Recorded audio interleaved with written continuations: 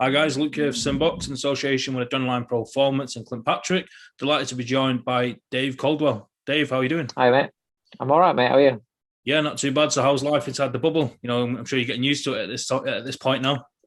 Yeah, this bubble's a little bit different. The ones that I've done before have either been at Fight Camp or at Wembley down in London. We're up in Manchester now, and it's just the layout because how the hotel is laid out. It's just a little bit different now. So yeah, it's it's not quite as good, but at least we're working and we're here, and hopefully it's the last bubble. Hopefully it's the last bubble we ever have to do. Yeah, fingers crossed. And just looking at your Instagram story earlier on, you had the typical Manchester downpour, but looking now, it's quite bright. It's typical Manchester weather, and Yeah, now we have it up here. it's mad. Yeah, it's mad. It's been on and off all day, the weather, but earlier on it was really bad. And now, like you say, it's all dried out and it's not too bad. But we can't go anywhere because we're stuck in a bubble. So there you go.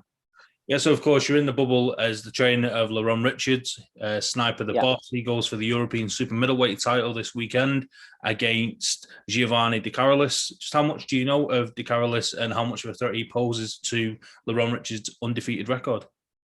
He's a real threat. He's a genuine threat. He's very, very experienced. He's boxed at a much higher level than what Lerrone has. He's a solid European fighter. He's won a WBA world title before. He's a former world champion, but he's got bags of experience. He's 35 years old, but if you look at his condition is great. He's in really good shape. It's very strong, heavy-handed. And he'll be looking to keep coming all night and break Lerrone down. Lerrone's got to implement his skills, his ability, and not just he can't be too laid back. He can be guilty of being laid back where he feels comfortable in the fight and he'll just keep on just doing the same thing just enough to kind of take yourself out of his comfort zone and be a little bit more spiteful because otherwise, if this gets to, 8, 9 rounds and De Carolis starts fancying it and, this is going to be a hard fight down the stretch. Early doors, again, De Carolis is going to be looking to land his bombs early doors and slow Lerrone down with good body shots. Got to take that away from him and implement his jab, implement his straight left hand, which is a very good shot, but it's a shot that he doesn't use enough.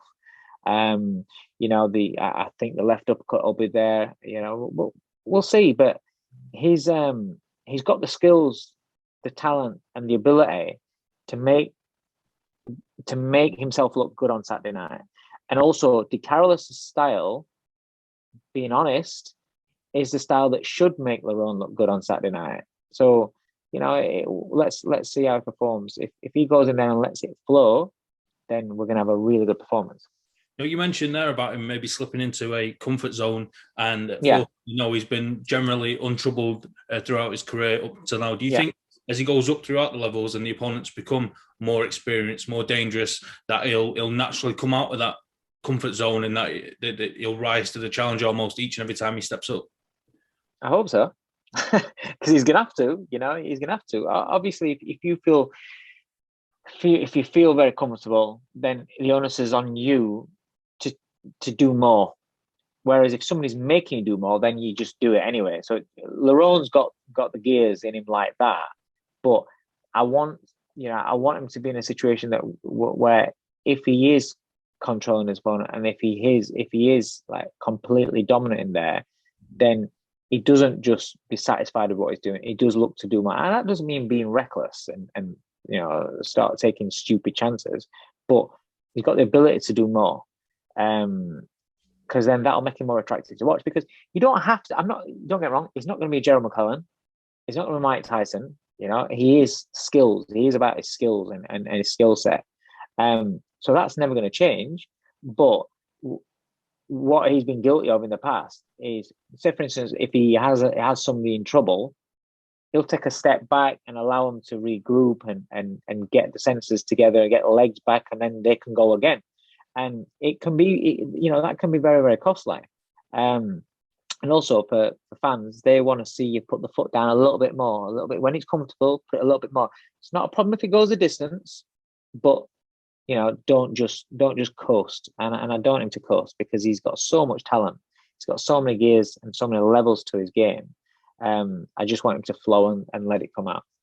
That kind of couples into my next question, which, as we say, we know he's a very talented boxer, but in his 14-fight career so far, he's just got the 3 wins by stoppage. Is there a worry that he's not got that one-punch power? And, of course, skills will take him so far, but if he ever gets in the trenches and he needs to pull a fight out of the jaws of defeat, maybe, do you think there's a worry there that he's not got that kind of concussive power, or do you think that will come with... Okay, so let me just stop you there, right? So I hear a lot of pundits and a lot of people in boxing where they all say the same thing. Oh yeah, but he can't punch. Oh yeah, but he ain't got one punch. I'm suggesting that. No, I'm not having a go. I'm just saying this is what I hear a lot where people speak and they say he hasn't got one punch knockout power, so it's going to stop him is it going to stop him when he steps up a level, or blah blah blah. Well, can I just say that there are plenty of big bangers that have got in there and got chin themselves. There are plenty of big bangers that don't make it as world champions. Was Andre Ward a one-punch knockout man? Not really. Was Floyd Mayweather a one-punch knockout man? No. When you look at Canelo's earlier career, I know now it seems to be punching a lot harder than it was, but earlier days he wasn't a one-punch knockout merchant.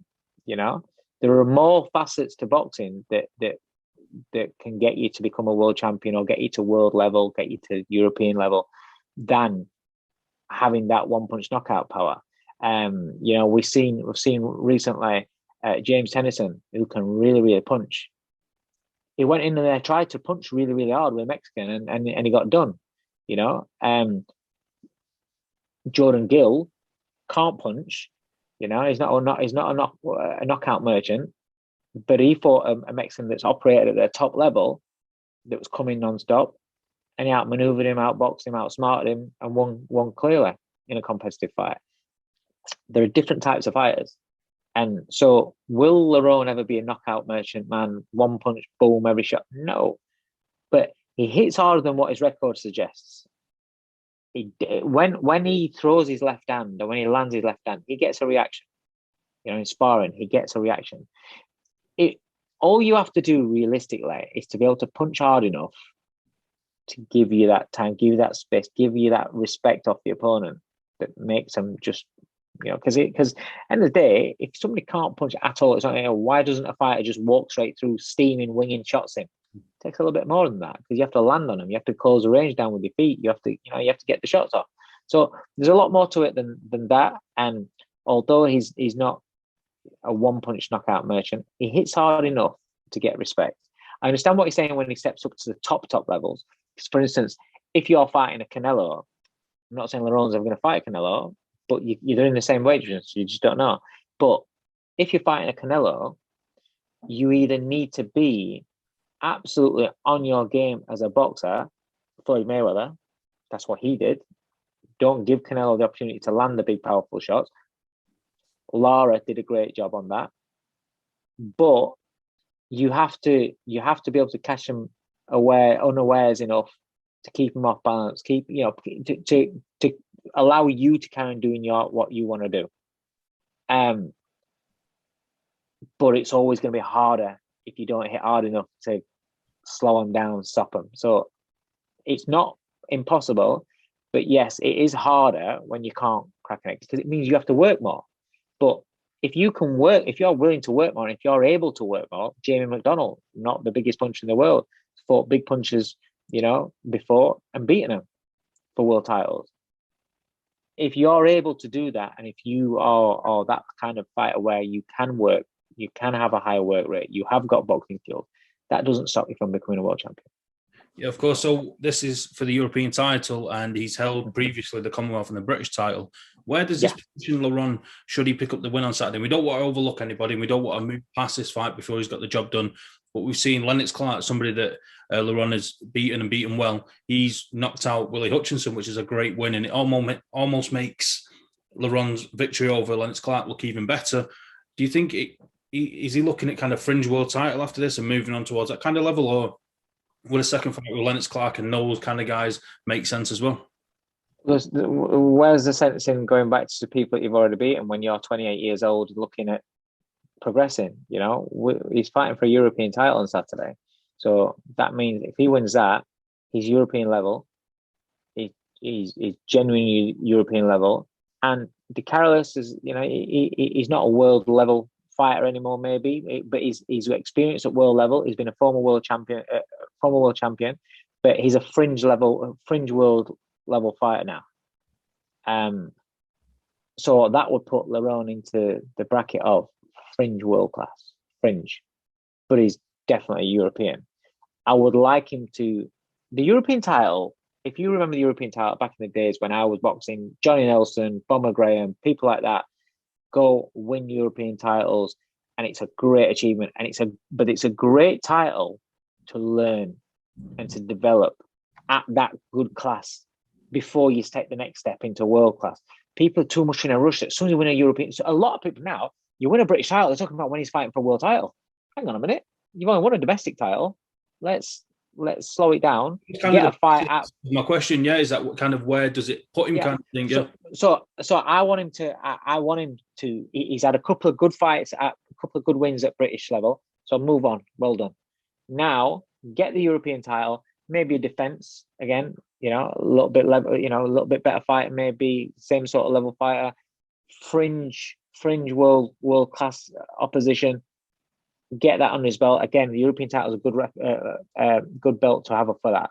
Then step into the faded, maybe a faded ex-world champion that's still active, still current in the ratings, top 10 rankings. Just build it like that. You can't just win a European title because the thing is, that will be his 15th fight, so he's still very inexperienced. So although he's 28. He's very inexperienced, so it's a little bit of a juggling sort of job and getting it right, because in fights, you think he's inexperienced.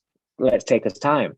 But in years, he's 28. You think, oh, okay, we kind of we need to start like planning for that assault on a world title, planning for that sort of avenue. So yeah, I'd be happy for another fight at European, get a defense in, and then start cracking on, looking at the next level above. But there's a big difference between your Canelos and then your other contenders at super middleweight. A nice fight for him, similar sort of level, a little bit of a, after a European title fight, maybe is a Gabe Rosado sort of guy.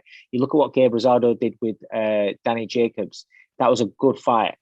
Danny Jacobs is a top level operator in the division. Gabe Rosado gave him a really good fight. So I'm looking at that. I'm thinking, okay, win that European title. That is a kind of fight that I would like, and I think would be good for his development for a kid that's been at 15 fights. A win over a Gabe Rosado gives you that dip into that class. What Gabe Rosado's operated at. He's very, very clever. Yes, he's got loss on his record, but he's clever. He's a good fighter, and he's operated at the highest level. And the knowledge you can soak up from an opponent like that when you're 15 fights in, that's ideal before you go up that next level. Do you know what I mean? Yeah, absolutely. Do you think it'd be fair to say that Lerrone Richards is somewhat gone under the radar, or maybe even a little bit under at 15 and well, come Saturday, fingers crossed, to 15-0 British Commonwealth European champion. It's a great achievement, and like you say, 28 ways. You think he has gone under the radar a little bit? Yeah, 100%. He's not had the bandwagon. He's not had the big sell as far as fans are concerned. Hardcore people that watch boxing undercards and watch boxing, away from the glitz and the glamour of the main events, they know who Lerrone Richards is, but he's not been projected. But also, he's been, he's had injuries that have kept him out and things like that in periods of inactivity. So sometimes that stop-start doesn't lend itself to getting yourself out there. So, he's got solid wins on his record, but he hasn't got anything that stands out yet. And so that's where he needs to kind of like, he needs to go ahead with, he needs to get this European title. It's a great title to have, and it'll be a good win over De Carolis. After 14 fights to go and beat De Carolis is a good win. It's a very, very good win. So make no bones about that. That is a good step up for him. It's not a fight I expect to be easy, but it's a perfect fight for him. And if he can go in there and if he can perform, then we can then assess, and then we can speak and say, okay, right, yes, he's ready for that. If he goes in there and does what I want him to do, then I'm just like to turn around steady and say, right, get us one of these Americans. We'll get him a Gabe Rosado. We'll go over there. Do you know what I mean? Let's start moving him now.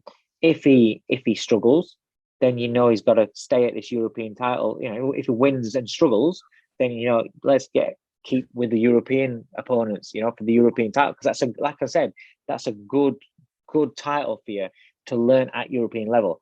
If you're not ready yet after 14 fights to break into that fringe world class, it doesn't matter. As long as you're European class, you've already stepped up above British. You're European class, good.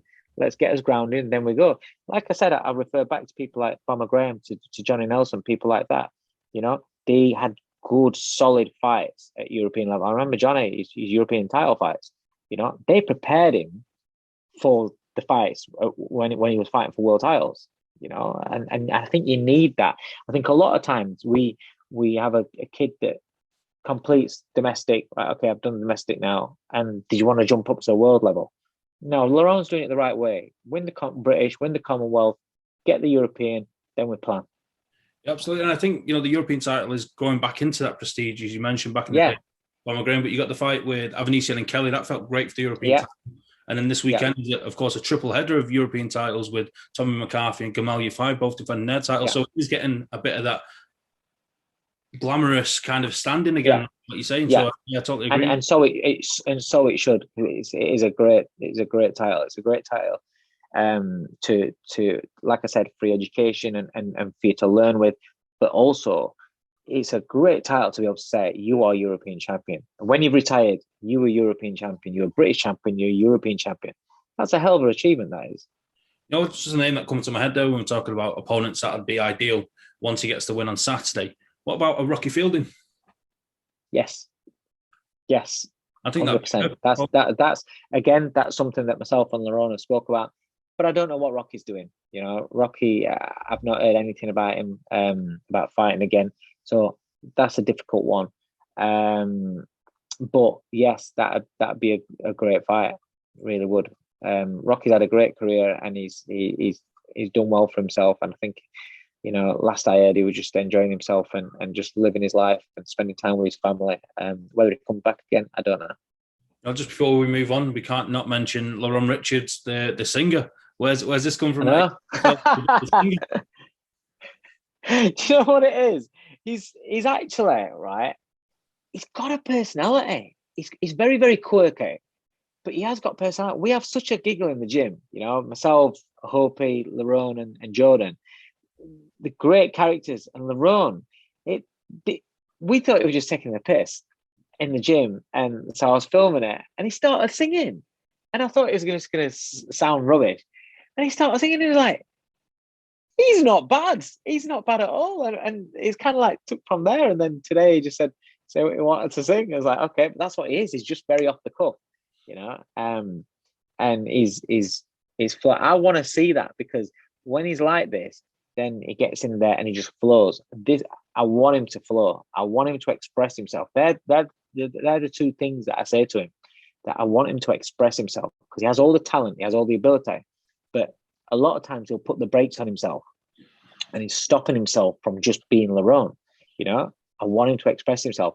And that comes as well outside the ring, because he's got personality. He doesn't have to be this quiet sort of kid that nobody cares about. Nobody gives him the build-up because he's got no personality. He has got personality, and he speaks well in front of the camera. But you need to have all these sort of facets to your game for you to get noticed. Because there's so many fighters that are trying to get jobs, so many fighters that are trying to become a star, so many fighters trying to get the TV slots. You can't just be a good fighter. You need to have that thing that just connects you with fans, where fans are. Did you see him do it? But it needs to be organic. It needs to be natural. It needs to be what you are. And Lerrone's very, very quirky, and you don't know what he's going to do. That's how he is. Dave, I want to get your thoughts on some of the latest boxing news, but just before we move on, another member of your stable that went criminally underrated throughout his career, our former member of your stable, now he's announced his retirement, in Jamie McDonnell. Yeah. I wish him the very best in retirement, but just, a great fighter, and what he went on to achieve in his career that was never really expected. He overachieved, if you like, time and time again. But yeah, just a word on Jamie McDonnell. Yeah, Jamie's had a fantastic career. It didn't end how we wanted it to, really. He had one fight after Inouye, a little 6-rounder. But he's had a couple of years out now, and he's realised that it's not going to happen again. He's always going to be a name for some young kid, and I was like, you don't want to be that. He's had a great career. He's done well for himself. Won world titles, won big fights, boxed all over the world. We were talking about it the night that he announced it, and he said he's had a great crack. He's had some fun times, some really, really good times. Got some amazing memories, and like you said, he's achieved a hell of a lot more than what people thought he would do. And he was fearless. He was fearless in that ring. He didn't give a toss about reputations and talents of other fighters. He just went in there and just did what Jamie McDonnell does. And that's a good trait to have, because too many times, especially in this day and age of BoxRec, as soon as a fighter hears a whisper of him fighting, so now it's on BoxRec, checking out his fought, he stopped him, he did this, he did that in 2 rounds, they fought this, and they're like building him up to be Superman. And they're worrying about what they're going to do. Well, what did the fighters before BoxRec do? They didn't.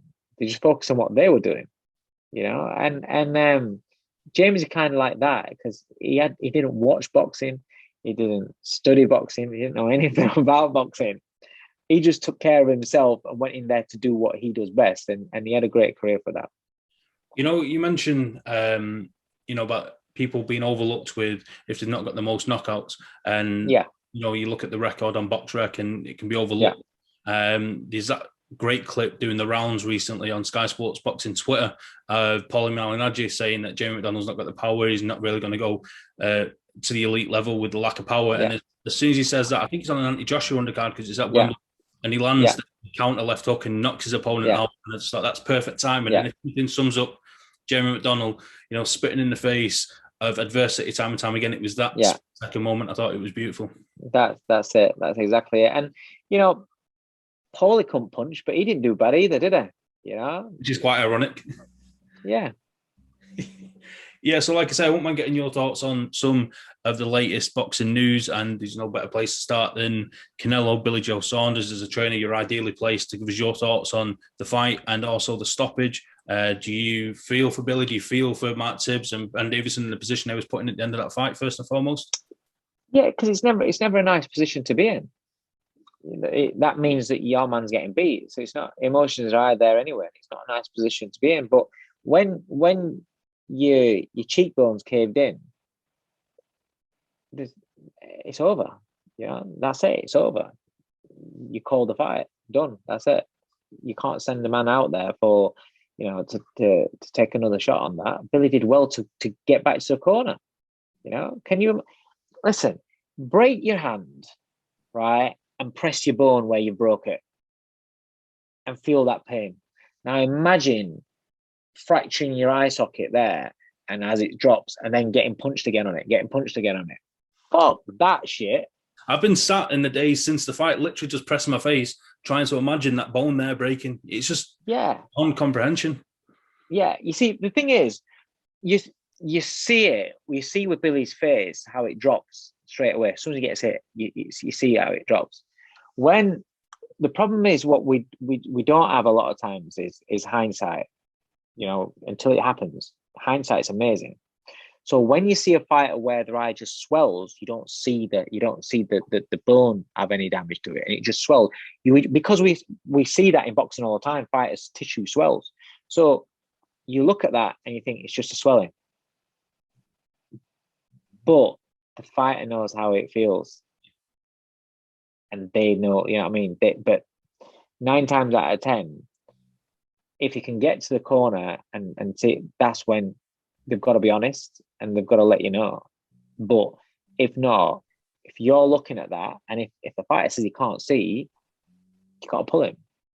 You got to pull, especially when you're talking about he's in the absolute killer like Canelo, and you've still got right. It's not like it's like, well, one more round. Oh, give me one more round. No, that could have been permanent damage. That and this, we saw it with Kell Brook, same damage. We've seen it with Daniel Dubois, same damage. It's a careers that are coming after, and ultimately we all react and we all say, "Oh, he shouldn't have done this, he shouldn't have that." But you don't know until you're in that position, really. So it's very difficult. You mentioned there hindsight, and of course, Billy Joe Saunders said what he said about Daniel Dubois after the Joe Joyce fight. I think that's come back to bite him on the arse a little bit. Maybe that's where a little bit of the criticism and added heat has come from. Like you say, your hindsight. 100%. Because this is the thing. Until you're in that situation, you don't know how you're going to react. You can say that that you won't react that way, but you don't know how you're going to react.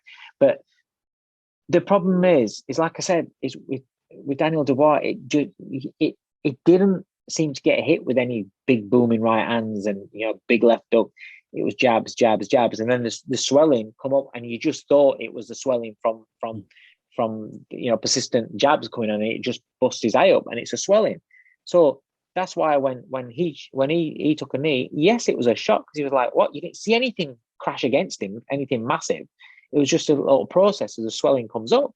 So yeah, so you can say what you want. 99% of people will have thought the same thing when Dubois did that, without a doubt.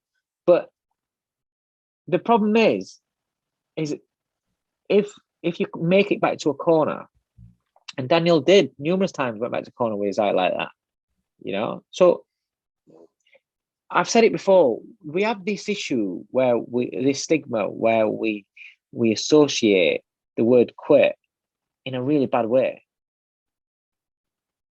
but it isn't. You can't say somebody's quit, somebody's not quit. If they have, it's blatant. They have to quit, to stop, make a choice to stop. But there's nothing wrong with that because we all have different pain thresholds. We all have different pain thresholds on numerous things, down to even like cold. Go and do an ice bath. No, I'm not doing an ice bath. Next man just gets in and does an ice bath. One man stays in an ice bath for like 10 minutes, and one man can only do it for 10 seconds. We have different levels. It doesn't mean we're any worse sort of people.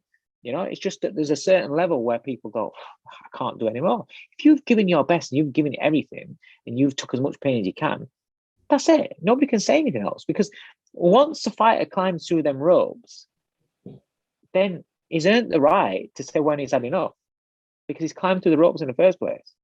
So he's earned the right. So when Billy criticised him, the thing is, something you can think things, but to come out and say things, Billy will say things that puts him in the line of fire, and the way that he'll do things, he'll say things, he'll carry out that behaviour, whatever. Then when shit goes wrong, of course he's going to get shit back. Of course he's going to get a blow back. But he knows that. But he's willing to put himself out there. And if you're willing to put yourself out there, you've got to be able to take what comes back your way. But I will say this. If you make it back to that corner, the trainer pulls you out. The trainer's the boss in that corner that 1 minute. You've got 3 minutes. Unless I'm throwing a towel in, you've got 3 minutes to go down from a jab and not get up, to get up from a big booming right hand on count of 9, whatever you want to do. You've got 3 minutes to stay in or check out of that fight. Right? That's your choice. You come back to that corner, the corner's in control.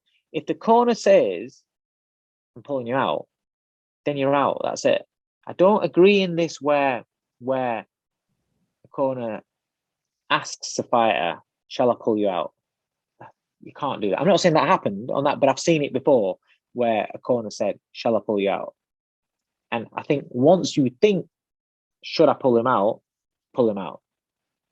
And that's he got pulled out, and it saved his career, saved his eyesight. It is what it is. Yeah, absolutely. You mentioned there, Dave, the stigma about quitting in the word. Yeah. And obviously, boxing is so commonly compared to the UFC. Now, in the UFC, if somebody or if tap they're out. they tap out to stop further Yeah, damage. But in boxing, it seems that fans want boxers to go on until they're flat out unconscious. Yeah. How do we stop that stigma, that kind of ideology from being associated with our sport? That they're not quitters, they're not. They're just. I don't know why that seems as though it's so unacceptable to say, mate, I've had enough. But yet in UFC you can, and I'm not saying that's good, because you've gone in there to fucking fight. You've gone in there, you've had the bottle and the balls to know that you've got a fight coming up, to train and prepare for it, to then go to the venue and then climb into the ring, look across at the man and look at in his eyes, knowing that he's coming to cave your face in. You've had the balls to do that. So what right? You can't get away from the word. If you decide to stop, then you've quit. You can't get away. That's what it means. But why is there a stigma attached to that word where it says that if you choose to stop, if you choose to quit and say, fuck me, this is too hard, I can't take enough, why are you demonized for it? Well, that shouldn't be a thing. That should be fucking hell, give it a good go. Fair play. That's a frustrating thing, and that's something that needs to be kind of like ironed out of the game. It needs to be ironed out of the game. It doesn't help when some fighters do turn around and say, "Oh, you shouldn't have done this. You shouldn't. I'll never do this and all that." Some people, some people are willing to do things that others aren't. It's like some people are willing to fucking go 12 weeks without any shit at all, dieting to lose a shitload of weight so they can fight, not cheat one bit. Other fighters will cheat a couple of times, have a slice of cake here, have a biscuit here, have a bit of shit food here. Only once, twice, but they've not been as committed as the guy that did 12 weeks 100%. So it's different levels what people are willing to go to get to their end game, and same goes with pain and put yourself through. Some fighters are willing to go and do whatever. Fucking Ricky Burns had a broken jaw against Beltran. Carried on. Arthur Abrams, his jaw hanging off. Carried on. It's the different people have different levels of what they're willing to do. Some people, the whole life is boxing. Other people, they've got kids. They're coming towards the end of a career. They're thinking, fucking hell. You know what I mean? That when it's all said and done, it doesn't matter what anybody else thinks. It's about what the fighter has to do for himself, the best for himself. In terms of Canelo Alvarez, undisputably now, Dave, the number one pound for pound boxer on the planet, do you believe? Yeah. I don't think we can question that now. His resume is unbelievable, fantastic. The levels that he's boxed at for so long, the amount of fights he's had, the amount of titles he's won, you can't compare. You can't compare. Just a quick word on some of the other members of the Dave Coldwell stable. First and foremost, Jordan Gill. Now in his last fight, looked very impressive. Overcome a tough opponent. Picked up a fringe WBA title of sorts. Now I was asked to ask you, does this put him in line for a fight with Kanju a couple of fights down the line, do you believe, or do you think he's got a bit of learning to do before? Yeah. Well, it's number 4 in the rankings now, so it could come at any time. But I wanted the European title for him. I'd love to get that European title fight for him. But the fight that everyone seems to want and everyone talks about is Isaac Lowe, and I think that's a perfect fight. Isaac's got high rankings in WBC and maybe WBO or something like that. Jordan's number 4 in the WBA, number 13 in the IBF. It's a good domestic fight that'll get people talking, get people excited about it. Some people think Isaac wins, some people think Jordan wins. That's a good fight. And it's a fight from both that, should they win, progresses them and gets them close to that world title. We're happy for it. We want it. And it makes sense. Isaac Lowe fights on the Tyson Fury undercards all the time. It really looks like AJ and Fury is happening. So Jordan wants that fight. Jordan wants that fight. And if the fight doesn't happen, it's because Isaac and his team didn't want it. You know, Jordan wants it. We want it. Fight's done. Yeah, From our side of things, but you know, we'll see. I think it's a great little fight. As a sporting contest, there's also that little bit of needle there as well. There's been a couple of back and forth on Twitter, which is the way to build a fight nowadays. And yeah, they both jumped both feet first into that and got involved with a little bit of a Twitter spat, which is such as good. It's good for them because the two very good pros that give their lives to boxing. So it's nice that people are taking notice of them. And it might be a case of, you know, your team this and your team that, but everybody wants to see it. You know, everybody wants to see it. You know, and it'd be a good fight. It'll be a very good fight. There'll be levels to it, but it's a good fight. Yeah, really good fight. Amy Timlin, of course, you manage Amy Timlin. She's trained by Kieran Farrell. She secured the European title shot next. When can we expect the fight to take place, Dave? There'll be an announcement not shortly, I would imagine. There's a lot of stuff going off at the moment, but there'll be an announcement for that. But yeah, I'm excited for us. She got a big opportunity, very big opportunity there. Leigh Wood, he come off arguably a career best win when knocking out Reece Mould to win the British title. It looked sensational in picking up that victory. Where are we at with Leigh Wood? Any plans in the pipeline?